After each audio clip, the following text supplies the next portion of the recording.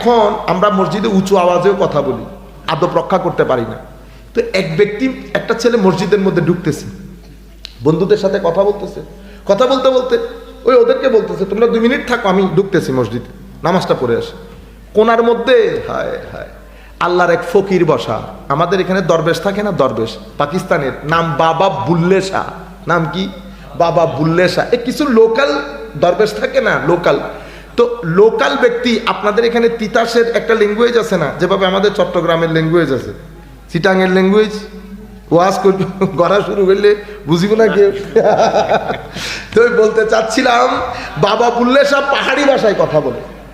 তো ঢুকতেছে, ঢুকে বের হয়ে গেছে 2 মিনিটের মধ্যে। হায় হায়, আশেকের নামাজ আর সাধারণ মানুষ নামাজের মধ্যে ফারাক কতটুকু। উনি ডাইকা বলতেছে, বেটা এটা কি করলা তুমি? হুজুর নামাজ পড়ছি। এটা শুনে উনি অনেক রেগে গেছে। উনি বলতেছেন, উত্তু দুয়ে लत्ता गोड़े तेरे अंदर रही पलीती दुनिया दारा रब दे नाल भी 420 मानी 420 तू कीती मानी को नामाजेर जन्य पुकुरे नामला एमने एमने करे उजू करला की करला तुमी जानो तुम्हार खुदा जाने तेरे अंदर रही पलीती को ओजुर पानी दिए बाहिर सुंदर करे परिष्कार करला ভিতরের ময়লা তো বেটা ভিতরে রয়ে গেছে। এই যে বন্ধুদেরকে নিয়ে গালিগালাজ করেছো, গীবত করেছো, আরো কি কি কথা বলেছো, ভিতরের ময়লা ভিতরে রেখে তুমি যখন মসজিদের মধ্যে আল্লাহু আকবার বলবা, কখনো তোমার জবান আর কলব একসাথে হবে না। জবান আর কলব একসাথে। তখন উনি কি বলছেন? দুনিয়াদারা ও দুনিয়াদার রব দে নালবি, মানে আল্লাহর সাথেও কি 420 গিরি করবি? আল্লাহর সাথেও কি 420 গিরি করবি? এখন সাধারণ নামাজ আর আশেকের নামাজের মধ্যে এই ফারাক। এই জন্য নামাজ মুসলিম দুনিয়া, মুসলিম সভ্যতা একটা জাতিকে সভ্য করার জন্য, সুশীল করার জন্য, শ্লীল বানানোর জন্য, অশ্লীলতা থেকে বের করার জন্য, করাপশন থেকে বের করে শুদ্ধ মানুষ করার জন্য নামাজের কোনো বিকল্প নাই। তবে সেই নামাজ আপনাকে শিখতে হবে তরিকত যারা পালন করেন, খানেকা যারা চালান আল্লাহর ওলি, তাদের কাছ থেকে। বুঝতে পেরেছেন?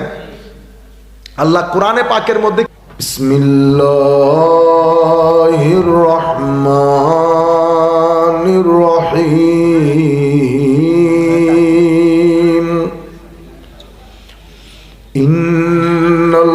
ইন্নাল্লাহা ওয়া মালাইকাতাহু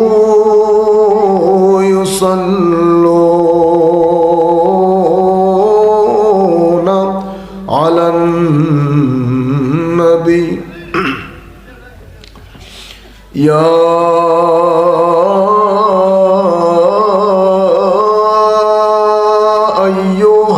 আইয়ুহাল্লাযীনা আমানু সাল্লু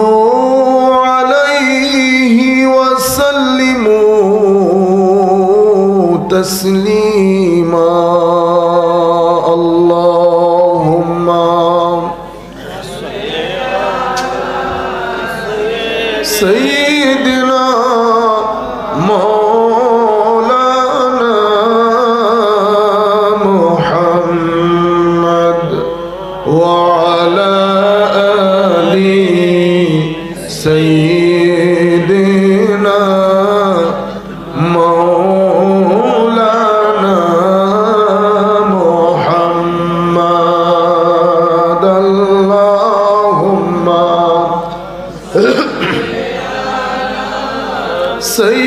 سيدنا مولانا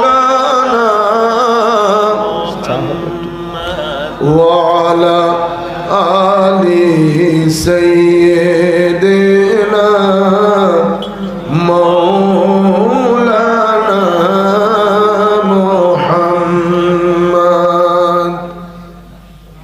إن التايا ريح الصبا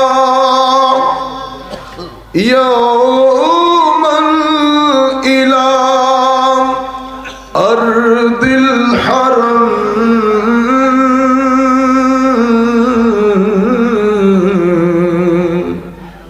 बल्लिग सलामी रौदतन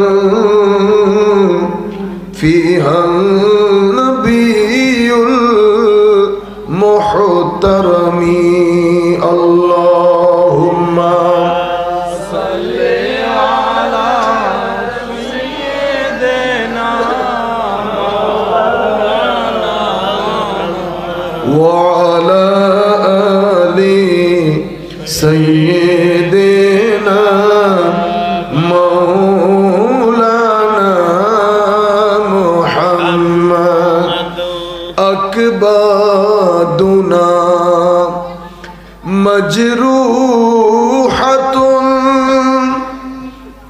मिन सैफ़े हिज्रिल मुस्तफ़ा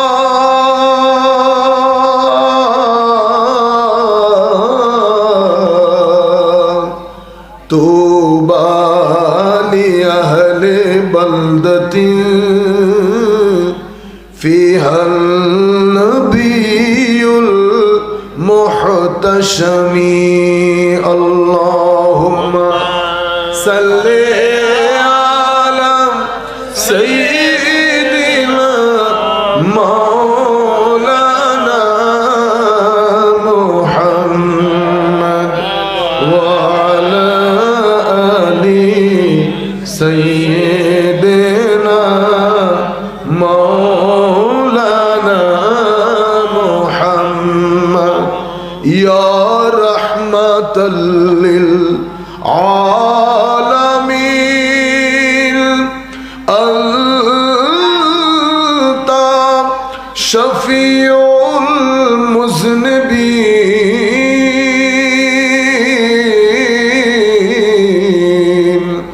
अकरिम लना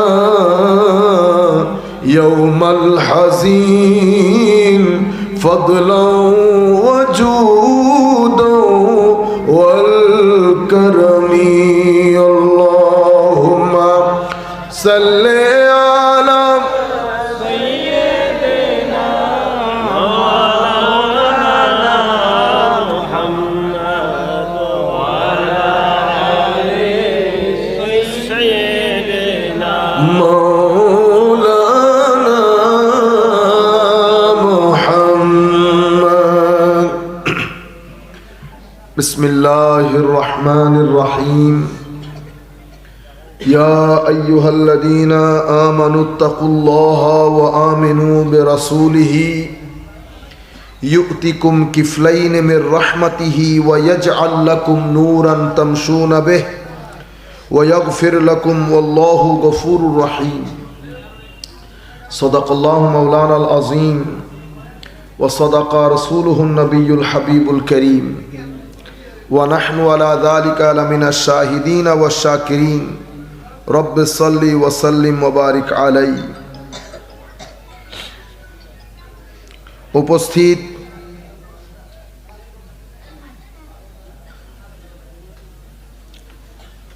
हजरत बाहकुल शाह रहमतुल्लाह अलैहि स्मरणे 34তম আজকের এই ওয়াজ ও দুয়ার মাহফিলের সম্মানিত সভাপতি জনাব মোহাম্মদ জজমিয়া খন্দকার, অনুষ্ঠানের সম্মানিত প্রধান অতিথি জনাব মোহাম্মদ সাইফুল আলম মুরাদ, আজকের এই অনুষ্ঠানের আলোচক হজরত মাওলানা বেলাল হুসাইন ফারুকি, হজরত মাওলানা নজমুল ইসলাম সাহেব, মাওলানা রেদওয়ান হুসাইন সাহেব সহ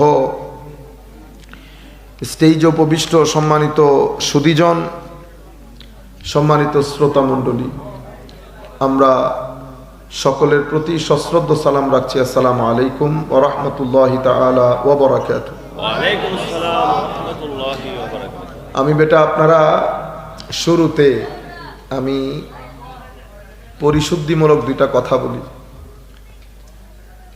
আমরা মাহফিলের জন্য কোনো ডিমান্ড করি না, কখনো কাউকে বলি না ঘরে এসেন দাওয়াত করেন। 1 বছর আগে ফোন দেয়, ওই দাওয়াতের উপর ভিত্তি করে জায়গায় জায়গায় যায়, অনেক সময় মাহফিল ক্যান্সেল করে দেয়, বলেও না আমাদেরকে। কারণ আপনাদের এখানে ডিজাইন আরেক ধরনের, এখানে যাইতে হয়, অ্যাডভান্স করতে হয়। এখন আমরা কিছু ইনফরমেশন তলব করি, কারণ আমাদের তো ব্যস্ততা বেশি। তখন আমরা চাই যে মাহফিল একটু বড় মাপের হলে, ধরুন আমার জন্য একটু সুবিধা হয়, সময় যেহেতু কম, বাংলাদেশের বেশিরভাগ যুবক হলে আমার মেসেজগুলো কনভে করতে সুযোগ হয়, সুবিধা হয়। আবার সাধারণ মানুষজন যে ধরনের ওয়াজ শুনতে অভ্যস্ত, আমরা সেই ধরনের ওয়াজ করতে অভ্যস্ত না। আপনারা আমাদেরকে বলেছেন এখানে 5-6 হাজার লোক হয়, জিনিসগুলো অসম্ভব বেদনা বিদারক, বেদনাদায়ক। এক্সাক্ট কথাটা বলে দিলে হয় যে হুজুর আমাদের এই ধরনের মাহফিল। তা আমরা একটা বড় আশা নিয়ে, আমি একটা বড় সাবজেক্ট নিয়ে ওইটা পড়তে পড়তে এখানে এসে মাথা সহ ধরে গেছে। প্রোগ্রাম 3টা ছিল, সব প্রোগ্রামের জন্য তো আলাদা আলাদা করে পড়তে হচ্ছে। এরও পিছনে পিছনে যাচ্ছে, এরও পিছনে পিছনে যাচ্ছে। স্বাভাবিকভাবে আমি যদি এক ধরনের কথা বলি, এরা লাইভ করে, লাইভের মানুষজন শুনে আমার বাপদারে, মা বাপ ধরে গালাগালি শুরু, হুজুর সব জায়গায় কথা একইটা বলতেছে, ঠিক না? এখন একই কথা বলো, আমার মাথা সহ ধরে গেছে। কারণ আমাকে বলা হয়েছে এটা একটা বড় প্রোগ্রাম, হযরত বাকুল শাহ রহমতুল্লাহ আলাই, অনেক পুরানো দরবার।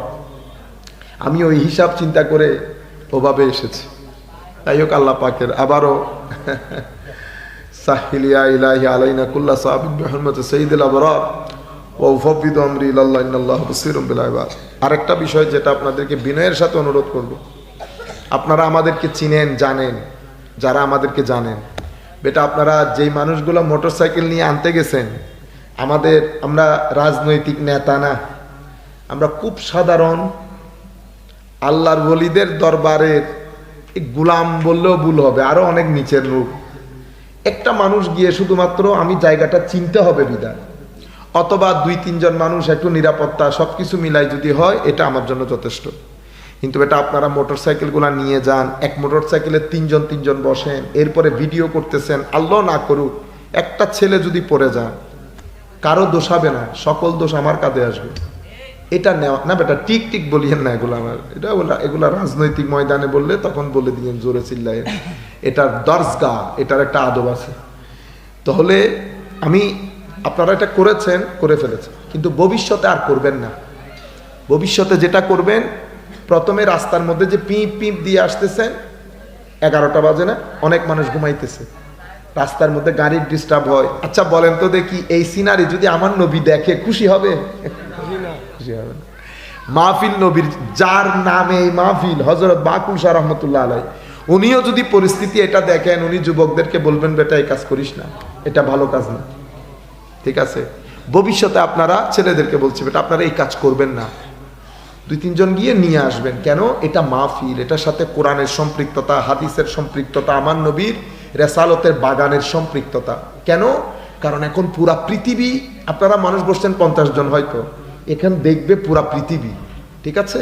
পুরা পৃথিবীর কাছে যখন মেসেজগুলা যাবে, পুরা পৃথিবী আমাদেরকে বলবে আমরা মেন্টাল, আমরা কি মেন্টাল।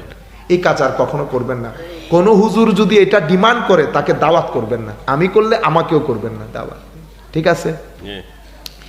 পবিত্র কোরআন থেকে আমি সূরা হাদীদ, এখান থেকে একটা আয়াত তিলাওয়াত করেছি। সেই আয়াতের আলোকে, যেহেতু এটা সুফিয়ায়ে কেরামের আল্লাহর ওলির দরবার, সেই হেতু দরবারের সাথে সংশ্লিষ্ট করে আমি এই আয়াতের উপর, আল্লাহ যদি তৌফিক দান করেন, কিছু গুরুত্বপূর্ণ কথা আপনাদের সাথে শেয়ার করব। আপনারা জিনিসগুলো শুনবেন, বুঝার চেষ্টা করবেন। আমার আল্লাহ বলছেন, ইয়া আইয়ুহাল্লাযীনা আমানু ইত্তাকুল্লাহ, আমাদেরকে ডেকে বলছেন তোমরা আল্লাহকে ভয় করো, অথবা যেই জিনিসগুলো আমার আল্লাহ অপছন্দ করে সেই জিনিসগুলা থেকে নিজেকে বাঁচিয়ে রাখো।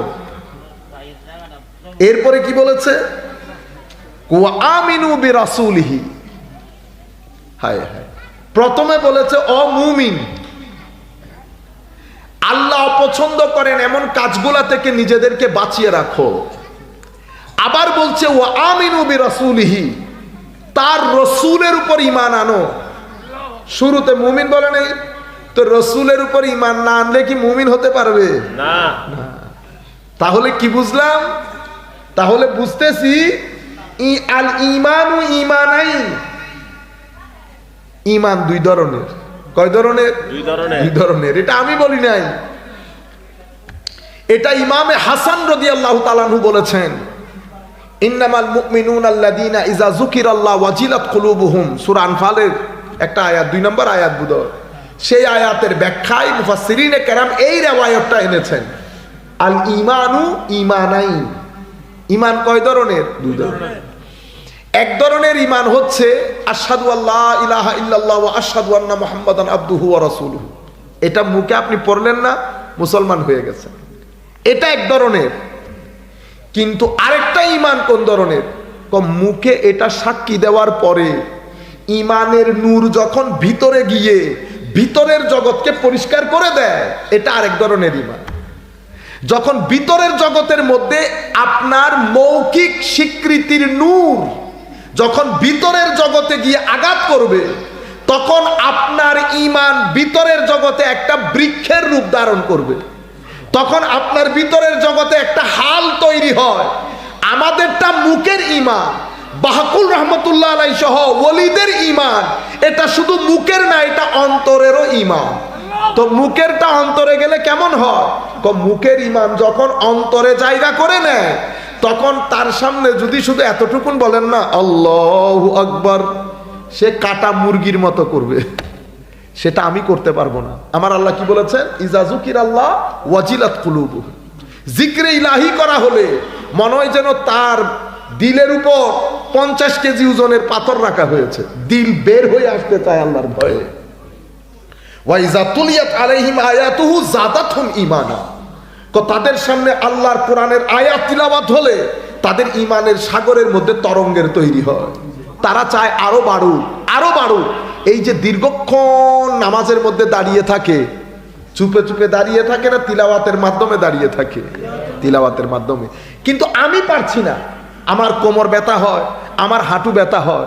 কিন্তু আল্লাহর কিছু বান্দা আছে তিলাওয়াতের সাথে সাথে তারা তিলাওয়াতের ভিতরে এত বেশি ঢুকে যায়, কোমর ব্যথা হাঁটু ব্যথা এটা আমার লাগে, তার লাগে না, তার লাগে না। আপনারা মদিনা শরীফের মধ্যে তাহাজ্জুদ পড়ছেন কখনো?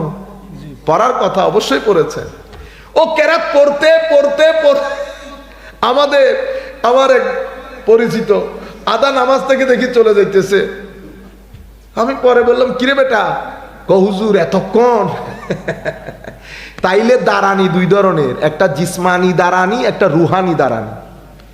জিসমানি দাঁড়ানির মধ্যে ব্যথা আছে, রুহানি দাঁড়ানির মধ্যে এশক আছে। কি আছে? এশক আছে। তো জিসমানি দাঁড়ানির লোক রুহানি দাঁড়ানির লোককে দেখে বলে পাগল, পাগল আজি শুধু শুধু এতক্ষণ দাঁড়ায় আছে। রুহানি দাঁড়ানির লোক জিসমানি দাঁড়ানির লোকরে দেখে বলে তুইও পাগল। কেউ কারোটা খেয়ে দেখে নাই, এটা খাইয়া দেখে নাই। আপনারা বুঝতে পারছেন? আমার ওয়াইজা তুলিয়াত আলাইহিম যাদাতহুম ঈমানা, তাদের তিলাওয়াতে কোরআন হলে তাদের ঈমানের সাগরের মধ্যে তরঙ্গ এশক তৈরি হয়। ওয়া আলা রাব্বিহিম ইয়াতাওয়াক্কালুন, তারা তাদের জীবনের মধ্যে কোনো পছন্দ অপছন্দ থাকে না, যেভাবে আল্লাহ রাখে সেভাবে খুশি। যখনই জিজ্ঞেস করবেন আলহামদুলিল্লাহ।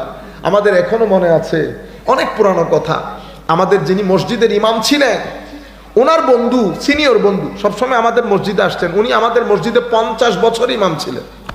মানে আমার আব্বা যখন ইন্টারমিডিয়েটে পড়তেন তখন আসছেন, মৃত্যুর আগে আগে গেছেন, প্রায় 50, 55, 60 বছর।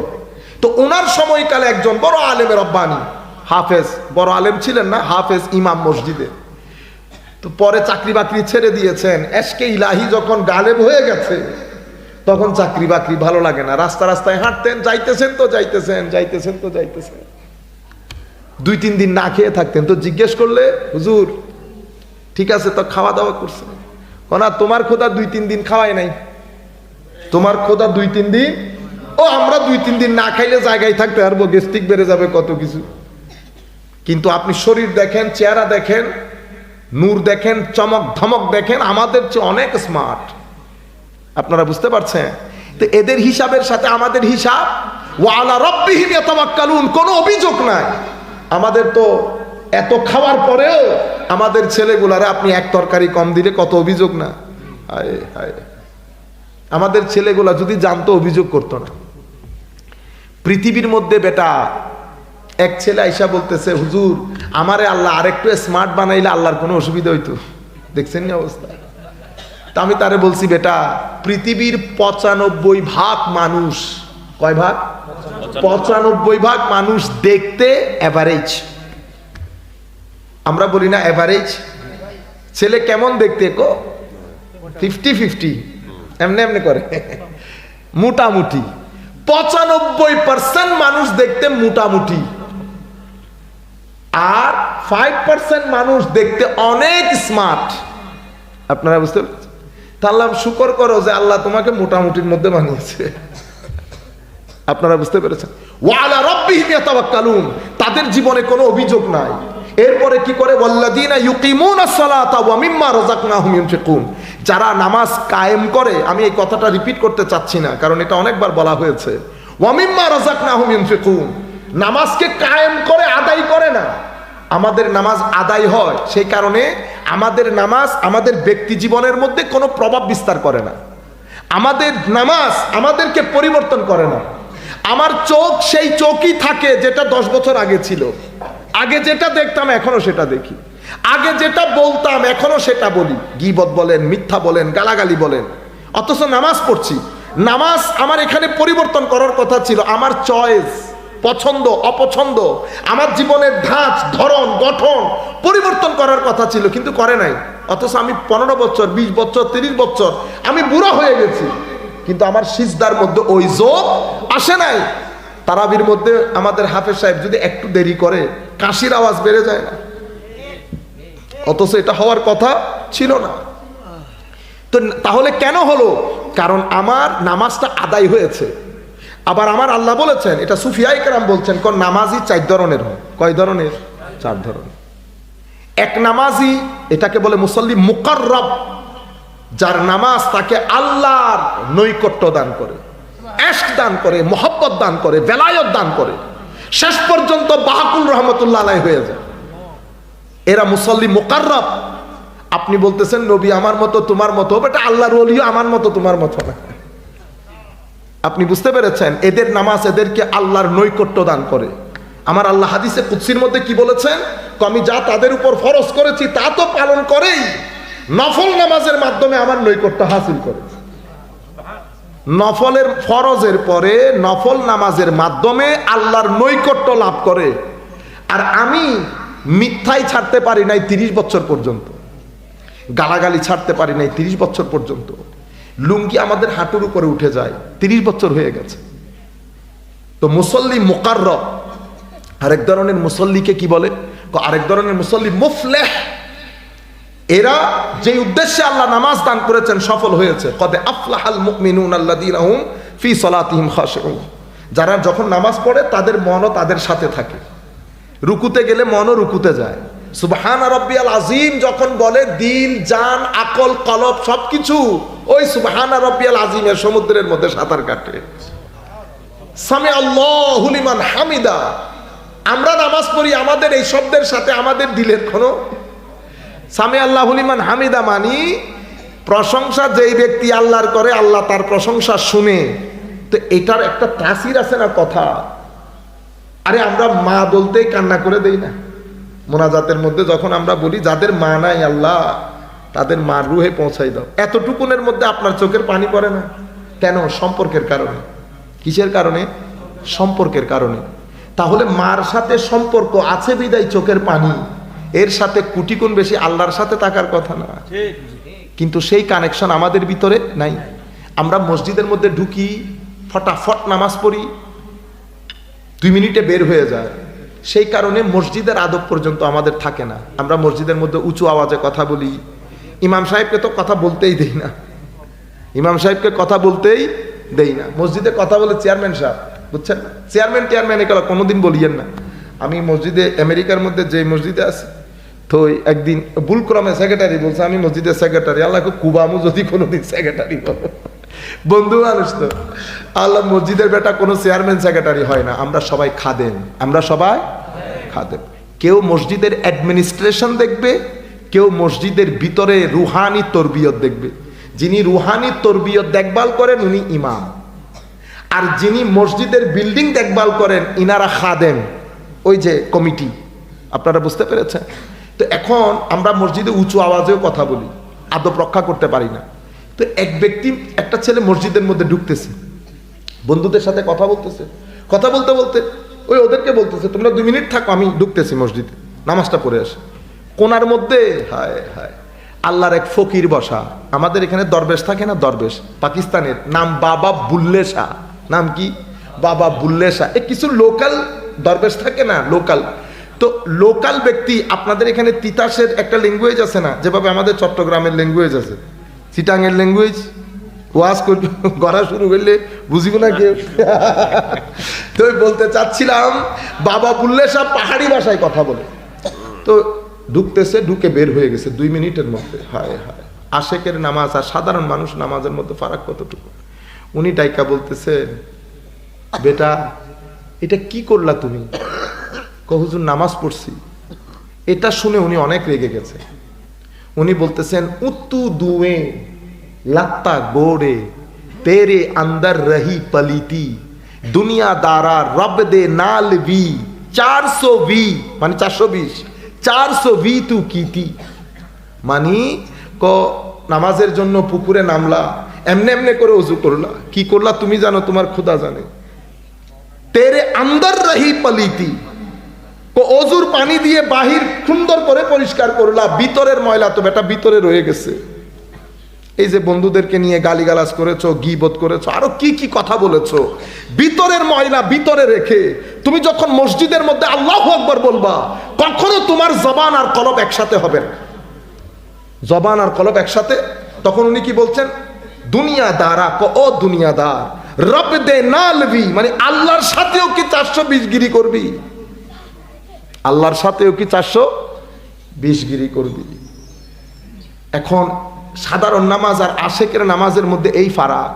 এই জন্য নামাজ মুসলিম দুনিয়া, মুসলিম সভ্যতা, একটা জাতিকে সভ্য করার জন্য, সুশীল করার জন্য, শ্লীল বানানোর জন্য, অশ্লীলতা থেকে বের করার জন্য, করাপশন থেকে বের করে শুদ্ধ মানুষ করার জন্য নামাজের কোনো বিকল্প নাই। তবে সেই নামাজ আপনাকে শিখতে হবে তরিকত যারা পালন করেন, খানেকা যারা চালান আল্লাহর ওলি, তাদের কাছ থেকে। বুঝতে পেরেছেন? আল্লাহ কোরআনে পাকের মধ্যে কি বলেছে? কদ আফলাহাল মুমিনুন আল্লাযীনা হুম ফি সালাতিহিম খাশিউন। যাদের নামাজের মধ্যে খুশু আছে তারাই সফল, তারাই সফল মুমিন। খুশু কি?